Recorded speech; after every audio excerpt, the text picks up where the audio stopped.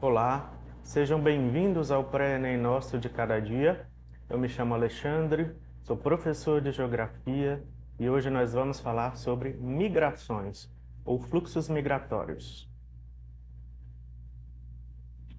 Primeira coisa que é importante ressaltar, nós temos aí na tela, obviamente, né, o conceito do que é migrar. Migrar tem a ver com o quê? Com deslocamento, né? Seja de qualquer lugar para qualquer lugar. É o movimento de uma população, seja ele temporário ou definitivo, de uma área para outra, deslocamento. Aí nós temos aí uma imagem que mostra pessoas se deslocando, né, com suas bagagens, enfim. É importante ressaltar também que quando a gente fala de migração, nós temos alguns fatores a serem considerados, né? De tempos em tempos, a história da humanidade, ela nos mostra que alguns fluxos migratórios são importantes para que a gente possa descrevê-los, caracterizá-los, estudá-los, né?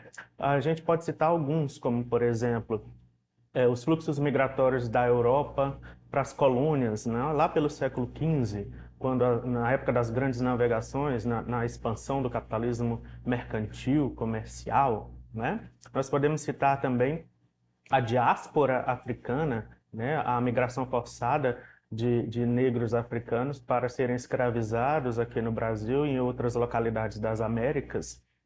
Temos também no pós-escravidão, lá por volta do século XIX, a gente pode citar a chegada dos imigrantes europeus para trabalharem nas lavouras. O próprio Brasil, né, em termos de fluxos migratórios, a gente pode também citar o êxodo rural lá por volta dos anos 50, 60, quando houve a evolução da industrialização no nosso país. Enfim, é importante a gente ressaltar esses fluxos migratórios porque de tempos em tempos, alguma localidade do nosso planeta, ela torna-se alvo, né? Ela torna-se uma meta, digamos assim, de migração. Seja essa migração individual ou coletiva, certo? É importante também a gente ressaltar que existem fatores que atraem pessoas para determinados lugares e fatores que repelem pessoas de determinados lugares. Ou seja, fatores de atração são aqueles fatores aquelas características que fazem com que as pessoas queiram ir para esses lugares. Que fatores são esses de atração? Desenvolvimento econômico, cultura, alta taxa de empregos, né? Enfim, todos esses fatores econômicos de evolução econômica faz com que as pessoas queiram adentrar determinados países, né? Assim como também existem fatores de repulsão, fatores que repelem as pessoas, as populações. Que fatores são esses de repulsão? Podemos citar a fome, a miséria, as guerras que fazem com que pessoas fujam de determinados países para se abrigar em outros, questões socioeconômicas, falta de emprego, renda, enfim, tudo isso é importante a gente frisar para o estudo das migrações, na demografia, tá bem? Para quem não sabe, é importante a gente citar esses fatores de migração porque elas são importantes para o estudo das populações, né? No caso, a parte da geografia que estuda as populações chama-se demografia, certo? Para o estudo demográfico, é bom a gente frisar também que existem algumas classificações em termos de tipos de migração, né? A gente já começa aí na tela de vocês classificando as migrações quanto ao espaço em que elas acontecem, né? As migrações internas são aquelas que se realizam de uma área para outra dentro de um mesmo território. Aí nós temos na tela as duas setinhas azuis que demonstram os dois tipos principais. A migração intrarregional, que é o deslocamento em uma mesma região, e a migração interregional, que é o deslocamento de uma região para outra dentro do mesmo território. Migração intrarregional, por exemplo, se eu saio do Acre para o Amazonas, O Acre e o Amazonas, eles fazem parte da mesma região que a região norte, não é? Então, eu estou fazendo uma migração intra-regional, dentro de uma mesma região. Se eu saio, por exemplo, de Rio Branco no Acre e vou para São Paulo, Rio Branco no Acre, a gente sabe que fica na região norte. São Paulo fica na região sudeste. Então eu estou fazendo uma migração interregional. Ou seja, eu estou me deslocando de uma região para uma outra região diferente da minha, certo? Aí a gente já passa para as migrações internas, que também são bastante importantes a gente frisar, né? O êxodo rural é a mais famosa delas. Todo mundo já ouviu falar dele, não é? Êxodo significa o quê? Saída. Rural, né? É o espaço rural que a gente conhece. Saída do campo para a cidade. O êxodo rural ele é bastante famoso no nosso Brasil, porque, como eu já citei inicialmente, lá por volta dos anos 50, 60, houve o boom da industrialização brasileira, né? Principalmente lá na região sudeste. Então, muitas pessoas se deslocaram do campo para as cidades em busca de melhores condições de vida, em busca de melhores empregos, em busca de melhor renda, né? Isso houve, como consequência desse fenômeno de êxodo rural, houve também uma série de características associadas às metrópoles, como, por exemplo, o crescimento da favelização, o que a gente chama de exclusão socioespacial, né? Às vezes as pessoas iam para as grandes cidades e nem sempre conseguiam o objetivo de conseguirem uma melhor condição de vida. Então acabavam sendo submetidas a estarem em lugares não tão propícios assim para a sua sobrevivência, né? Alguns acabam não tendo grandes oportunidades, acabam indo para as ruas, para as favelas, enfim. Já o êxodo urbano ele nem sempre foi um fenômeno assim tão famoso, mas ultimamente, principalmente com a pandemia de coronavírus, ele tem aumentado ultimamente, segundo estatísticas, né? O êxodo urbano é o quê? É o contrário do êxodo rural, obviamente. Deslocamento da cidade para o campo.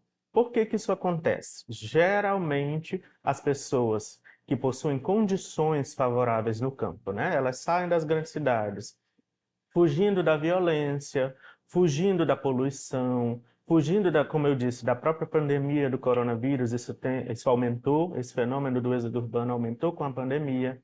Então, tem se tornado um fenômeno cada vez mais constante, a saída de pessoas que querem mais tranquilidade e estão fugindo das grandes cidades para o campo, certo? Nós temos aí na tela uma pintura que é bastante recorrente nos livros didáticos. Ela chama-se Retirantes, de Cândido Portinari. Ela mostra o quê? Pessoas aí, se você olhar essa imagem, você pode ver pessoas que estão em condições degradantes, não é? Você pode perceber que são pessoas que são menos favorecidas. Então, essa imagem ela demonstra o quê? O êxodo rural, a saída de pessoas do campo para a cidade em busca de melhores condições de vida, né? E também uma outra, ela pode ser caracterizada também como um outro tipo de migração que a gente chama de transumância, que nós vamos falar mais à frente, certo? As migrações externas, e aí a gente ainda continua quanto ao espaço em que elas acontecem, elas são aquelas que ocorrem de um país para o outro, né? Isso é muito fácil. Elas podem ser intracontinentais, quando acontecem entre países de um mesmo continente, ou intercontinentais, quando acontecem entre países de continentes diferentes. Por exemplo, se eu saio do Brasil e viajo para os Estados Unidos, eu estou fazendo uma migração intracontinental, porque tanto os Estados Unidos quanto o Brasil fazem parte do mesmo continente americano, apesar de algumas pessoas, né, algumas bibliografias dividem em termos de regionalização, América do Norte, América Central e América do Sul, mas é tudo América, tá? É tudo o mesmo continente. Já, por exemplo, se eu saio do Brasil para a Austrália, eu estou fazendo uma migração intercontinental, entre continentes diferentes. O Brasil, ele está no continente americano. A Austrália fica na Oceania, né? No continente oceânico. Então, eu estou fazendo uma migração entre continentes diferentes. Tudo bem, minha gente? Aí a gente passa o quê? Para as migrações enquanto a sua duração. Elas podem ser definitivas, quando ocorrem por tempo indeterminado, quando alguém vai morar fora da sua cidade, quando alguém vai morar fora do seu país, né? Elas são definitivas. Elas não têm um tempo determinado para a pessoa voltar para o seu local de origem. Já as temporárias, isso é autoexplicativo, né? São aquelas migrações que possuem um prazo de duração. Você vai geralmente para lazer, você vai viajar de férias, ou você vai para estudar e depois volta. São as migrações temporárias, certo?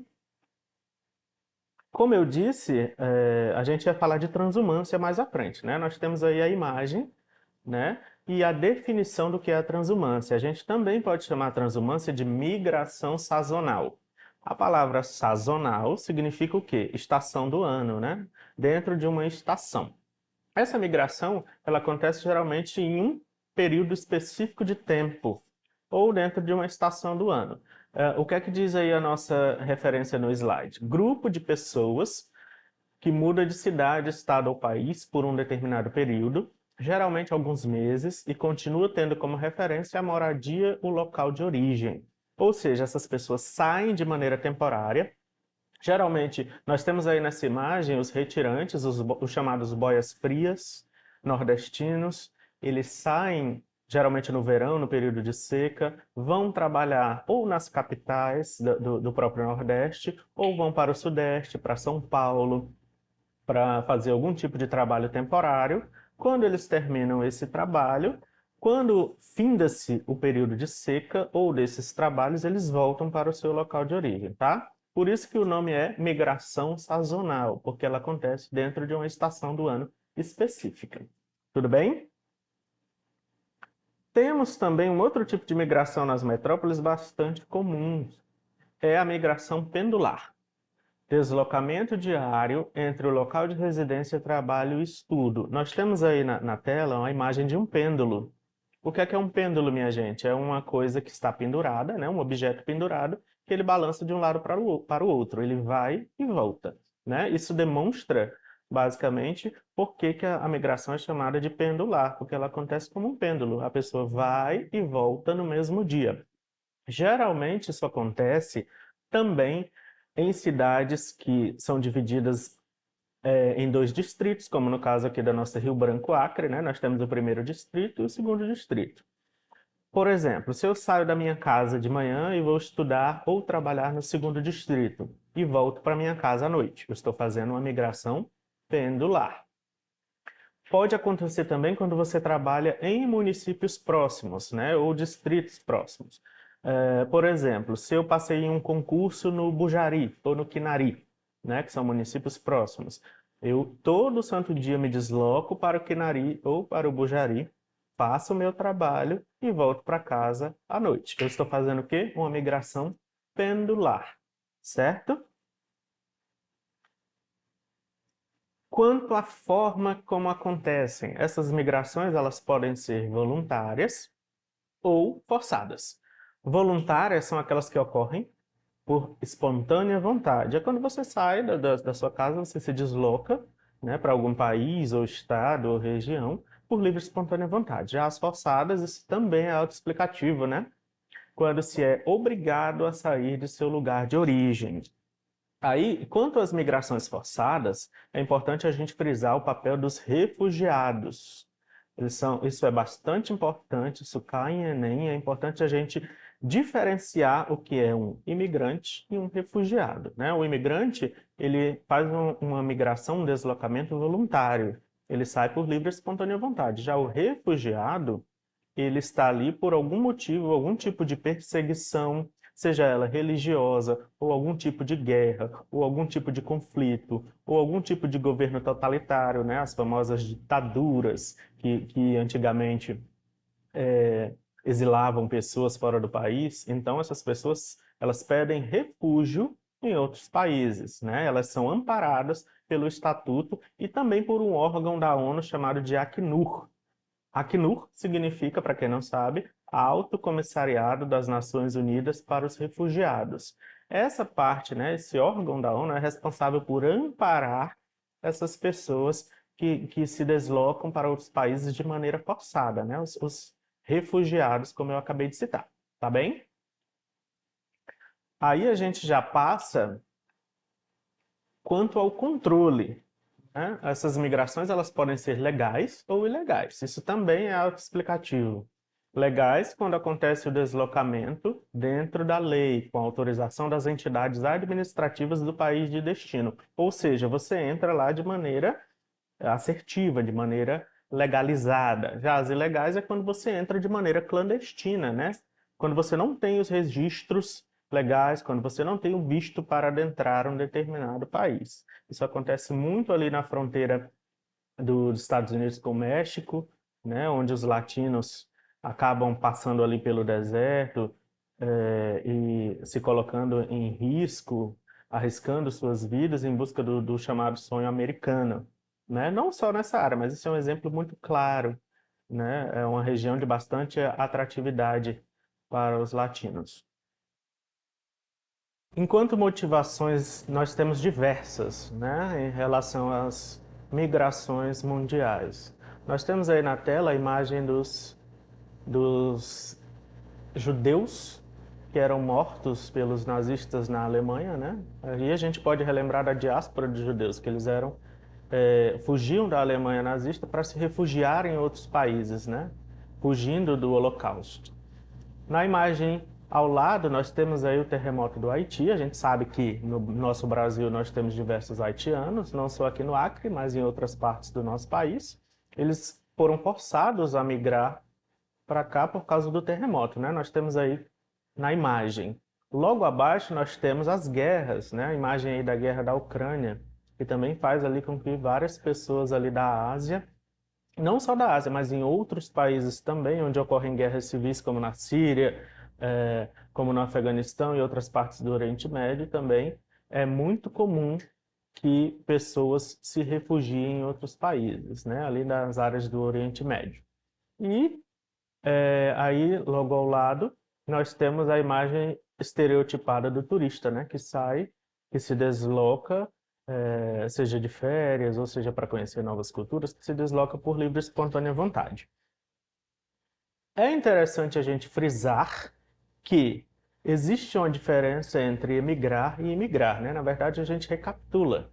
Emigrar com E significa que você está saindo de um país. Quando você chega em um país estranho, você está imigrando, certo? Então, se você está saindo do Brasil, você é um emigrante. Se você está chegando nos Estados Unidos, por exemplo, você é um imigrante, certo? A gente não pode esquecer esse detalhe importante.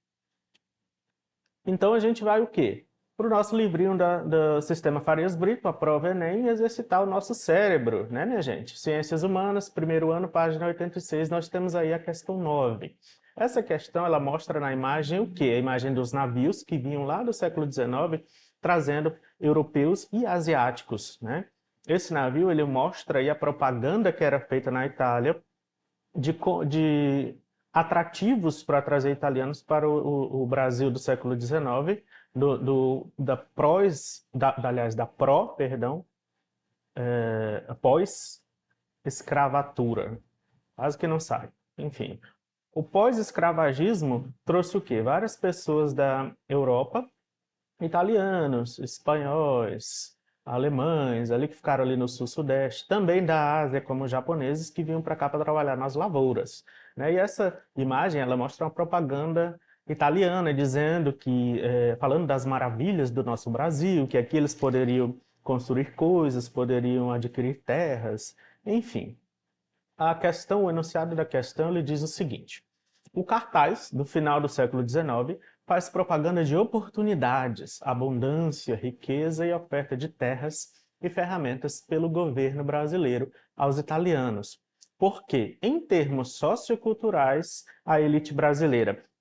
Aí o que é que ele está pedindo no enunciado da questão? Ele está pedindo qual era o objetivo da elite brasileira ao trazer os italianos e outros povos europeus e asiáticos para cá, né?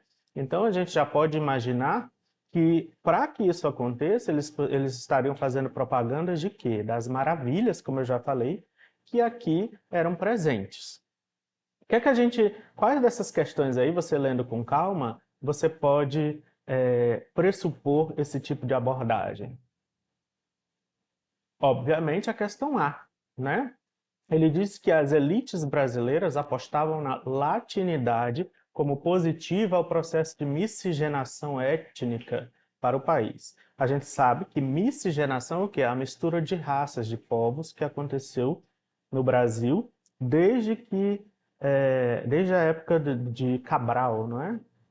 Tanto com os povos portugueses, quanto com os africanos, como os povos que aqui já viviam, indígenas, e também os que foram trazidos da Europa e da Ásia, como eu falei. Então, essa latinidade que está aí entre aspas na questão é o quê? São as características positivas, né, do nosso país. O clima tropical, as terras férteis, né, a nossa cultura, que é bastante calorosa, que recebe bem as pessoas de fora, tudo isso a gente pode pressupor aí enquanto latinidade, tá? Então, gente, a gente encerra por aqui a nossa aula de hoje. Eu espero que vocês fiquem atentos às próximas aulas. Fiquem bem.